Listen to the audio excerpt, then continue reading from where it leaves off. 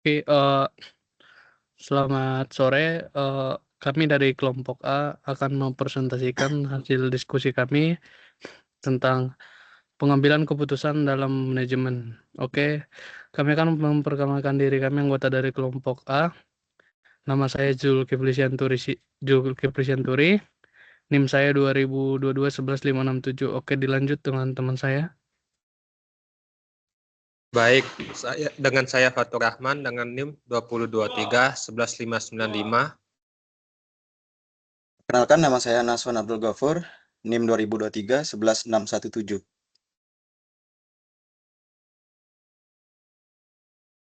Oke, boleh di next, Mas. Oke, yang pertama itu pengertian. Yang pertama, pengambilan keputusan merupakan salah satu proses yang penting bagi setiap organisasi, karena pada hakikatnya pelaksanaan fungsi-fungsi manajemen dilatar belakangi oleh adanya keputusan yang dibuat oleh manajer puncak. Keputusan berarti pilihan, yaitu pilihan dari dua atau lebih kemungkinan. Menurut McGraw dan Wilson pada tahun 1985, mendefinisikan keputusan sebagai keadaan akhir dari suatu proses yang lebih dinamis yang diberi label pengambilan keputusan. Yang ketiga, menurut Morgan dan Cerullo pada tahun 1984, mendefinisikan keputusan sebagai sebuah kesimpulan yang dicapai sesudah dilakukan pertimbangan yang terjadi setelah satu kemungkinan dipilih sementara yang lainnya dikesampingkan. Oke, selanjutnya jenis-jenis keputusan manajemen. Yang pertama, keputusan yang terprogram atau programmed decision. Artinya keputusan terprogram adalah keputusan yang terstruktur yang muncul secara berulang-ulang. Nah, yang kedua itu ada keputusan yang tidak terprogram atau non-program decision, yang artinya apabila keputusan itu baru pertama kali muncul dan tidak tersusun. Oke, yang selanjutnya tingkat-tingkat keputusan. Yang pertama, keputusan otomatis. Keputusan ini dibuat dengan sangat sederhana. Contohnya seorang pengemudi mobil melihat di depannya lampu merah, maka pengemudi tersebut akan membuat keputusan otomatis untuk berhenti. Nah, yang kedua, keputusan berdasarkan info yang diharapkan. Artinya, tingkat informasi di sini sudah mulai kompleks. Keputusan belum segera diambil karena informasi tersebut masih perlu dipelajari. Kemudian setelah hasil studi diketahui, maka keputusan segera dibuat. Yang ketiga itu keputusan berdasarkan berbagai pertimbangan. Artinya keputusan ini lebih kompleks lagi, lebih banyak info yang dibutuhkan dan dianalisis, kemudian dipertimbangkan, diperhitungkan, dan akhirnya dicari apa yang paling banyak, memberi keuntungan, itulah yang menjadi keputusannya. Yang keempat itu adalah keputusan berdasarkan ketidakpastian ganda. Keputusan tingkat ini merupakan keputusan paling kompleks. Jumlah info yang dibutuhkan semakin banyak. Selain itu, dalam info yang sudah ada terdapat ketidakpastian. Oke, yang selanjutnya itu keputusan dan jenjang manajemen. Setiap permasalahan yang dihadapi manajer memerlukan keputusan-keputusan penting. Keputusan yang diambil oleh manajer sangat tergantung pada jenis keputusan yang akan diambil. Secara umum, tingkat manajemen dalam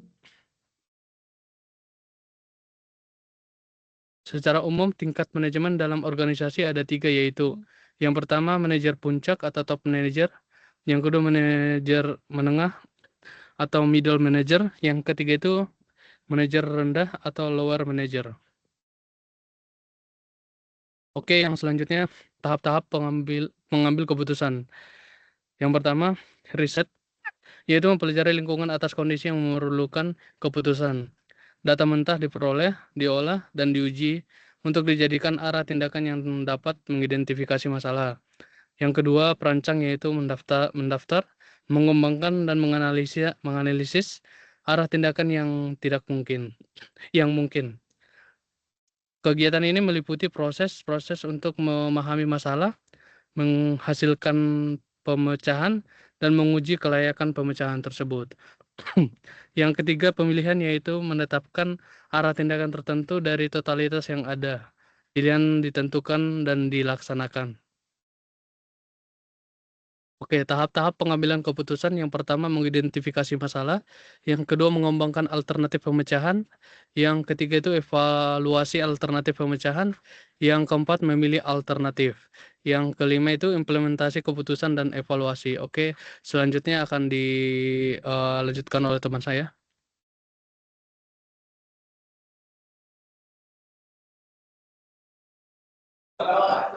Baik, selanjutnya yaitu tahap pertama yaitu identifikasi masalah. Maksudnya di sini adalah sebuah syarat yang perlu bagi keputusan adalah pengawasan. Tahap ini meliputi kegiatan pengumpulan informasi, proses informasi, dan pertimbangan yang mendalam. Indikator yang dapat membantu dalam melihat permasalahan organisasi sebagai berikut. Yang pertama, penyimpangan kinerja. Indikator ini muncul apabila terjadi sebuah perubahan secara tiba-tiba pada beberapa pola kinerja yang telah ditetapkan. 2. Masukan atau kritikan orang lain. Berbagai tindakan orang di luar organisasi bisa menjadi petunjuk adanya masalah. Yang ketiga ada lingkungan, yaitu dapat memberi informasi masalah melalui berbagai cara. Tahap yang kedua yaitu mengembangkan alternatif pemecahan. Sebelum melakukan pengambilan keputusan, terlebih dahulu perlu dikembangkan beberapa alternatif yang dapat dilaksanakan dan harus dipertimbangkan konsekuensinya yang mungkin dari masing-masing alternatif. Terdapat beberapa keterbatasan dalam setiap alternatif, misalnya keterbatasan dalam masalah hukum organisasi itu sendiri, keterbatasan sumber daya, jadi keterbatasan tersebut harus dimasukkan ke dalam pertimbangan alternatif tersebut. Tahap ketiga yaitu evaluasi alternatif pemecahan. Setelah alternatif dikembangkan, maka alternatif-alternatif tersebut harus dievaluasi dan dibandingkan. Oleh karena itu, hubungan antara alternatif keluaran didasarkan pada 3 kondisi, yaitu yang pertama kondisi kepastian, yaitu manajer memiliki informasi yang cukup. 2. Kondisi risiko, yaitu manajer kekurangan informasi yang lengkap. Dan yang ketiga, kondisi ketidakpastian, yaitu ketidakpastian mendorong para manajer untuk melaksanakan kreativitas dalam pemecahan permasalahan. Tahap keempat yaitu memilih alternatif, yaitu memilih alternatif terbaik di antara alternatif-alternatif yang telah dinilai dan dievaluasi. Tujuan pemilihan alternatif adalah memecahkan masalah agar dapat mencapai tujuan dan sasaran yang telah ditentukan sebelumnya. Tahap kelima yaitu implementasi keputusan dan evaluasi. Implementasi mencakup penyampaian keputusan itu kepada orang-orang yang terkait dan mendapatkan komitmen mereka pada keputusan tersebut. Meskipun keputusan sudah baik dari segi teknis, tetapi keputusan dapat dirusak oleh karyawan yang tidak puas. Tahap terakhir yaitu evaluasi. Tahap ini dilakukan untuk memastikan bahwa pelaksanaan keputusan yang diambil mengenai sasaran atau tujuan yang ingin dicapai. Jika tujuan tidak tercapai, manajer dapat melakukan respon dengan cepat, misal mengubah keputusan. Manajer juga dapat kembali ke langkah awal, yaitu kembali mendefinisikan problem dan seterusnya. Gaya pengambilan keputusan ada 3. Yang pertama, menghindari masalah, yaitu seorang menghindari masalah, mengabaikan informasi yang menunjukkan ke sebuah masalah. Para penghindar masalah ini tidak aktif dan tidak ingin menghadapi masalah. Yang kedua, penyelesaian masalah, yaitu seorang penyelesaian masalah yang muncul, mereka bersikap reaktif menghadapi masalah-masalah yang timbul. Yang ketiga, pencari masalah, yaitu seorang pencari masalah-masalah guna diselesaikan atau mencari peluang-peluang baru untuk dikejar. Baik, selanjutnya akan dilanjutkan oleh Mas Nasuhan. Terima kasih. Di sini saya akan melanjutkan di mana studi kasus pengambilan keputusan di PT Nike. PT Nike tidak mampu mendelegasikan tugas dengan baik, sehingga pada tahun 1983, Nike mengalami kemunduran karena tidak tepatnya perencanaan pengelola yang dipercaya Nike merubah image Nike dari sepatu atletik menjadi sepatu casual. Nike membutuhkan perencanaan baru untuk mengembalikan posisi Nike sebagai produsen nomor 1 dengan penjualan yang secepatnya. Dengan modal yang sedang, Nike tidak mampu untuk membuat iklan produknya. Kemudian Nike hanya menggunakan image dari atlet yang terkenal untuk menarik perhatian dalam minat konsumen. Di mana strategi Nike dalam membuat image yaitu dengan mensponsori seorang atlet atau suatu klub olahraga, sehingga akan timbul image bahwa Nike dipakai oleh atlet terkenal. Dari situlah pembuktian kekuatan dagang, banyaknya masalah atau konflik yang terpublikasi tidak akan membuat konsumen beralih ke merek lainnya. Jenis pengambilan keputusan tersebut adalah tidak terprogram karena keputusan tersebut sifatnya baru, tidak rutin, dan adanya pemecahan masalah di mana Nike mengambil keputusan untuk menggunakan image dari atlet terkenal yang digunakan untuk menarik perhatian dan minat konsumen. Selain itu, juga dengan menciptakan produk baru sesuai kebutuhan konsumen yang tidak lepas dari image olahraga. Pada proses pengambilan keputusan, tahap pertama ada perumusan masalah, di mana pada kasus PT Nike tersebut mengalami kemunduran dan ingin mengembalikan posisi Nike sebagai produsen nomor 1 sepatu dengan penjualan yang secepatnya. Pada tahap kedua, pengumpulan analisis, di mana data yang relevan PT Nike mengumpulkan informasi dan data apa yang dibutuhkan oleh konsumen pada saat itu.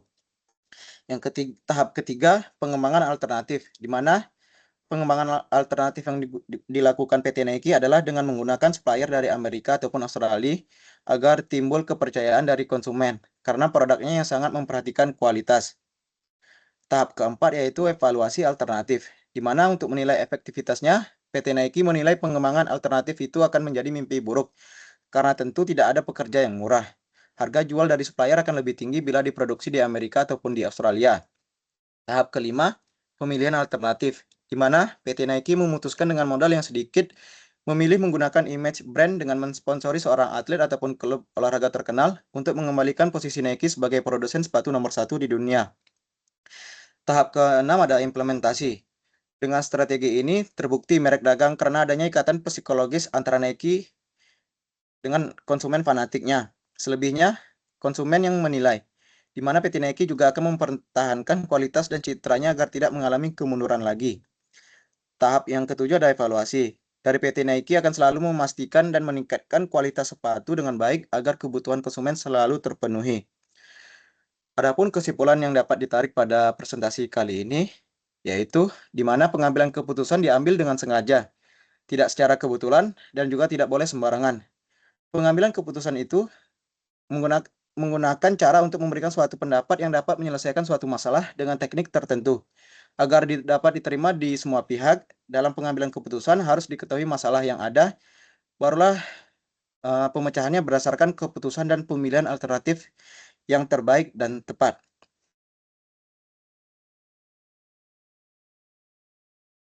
Oke, terima kasih buat Mas Fatur dan Mas Nasruan. Mungkin cukup sekian presentasi dari kelompok A. Apabila ada kekurangan, mohon dimaafkan. Terima kasih, selamat sore.